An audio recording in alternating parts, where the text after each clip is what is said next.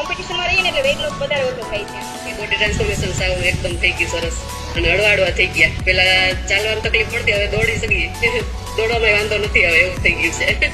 પણ થાઇરોઇડમાં best result છે અને ની પેન બહુ હતું, ની પેન અત્યારે સાવ વયું ગયું છે અને ચાલવાની તકલીફ હતી એ બધું સરસ થઈ ગયું છે.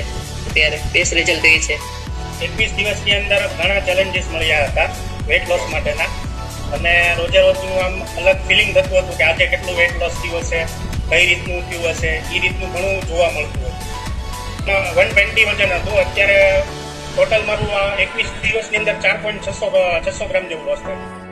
ઘટી જાય એવું તો થાય, પણ આમાં મારું 10 કિલો વેટ લોસ થયું છે. 2 વખત મેરાથોનમાં જોઈન્ટ થઈ, એમાં અત્યારે 6 કેજી, 6.5 કેજી અને પહેલા 4 કેજી. नवी जिंदगी नो वेट में नवी एक शुरुआत करी मैंने लाइक ऑलरेडी मैं एक्सरसाइज, नींबू पानी, जीरा पानी, ये सब कुछ मैंने कर लिया था और फिर मेरे कोच मिले और सबसे बेस्ट मीन्स यहाँ पे क्या है, हम खाते पीते वेट लॉस करते हैं तो मुझे सबसे अच्छा लगता है.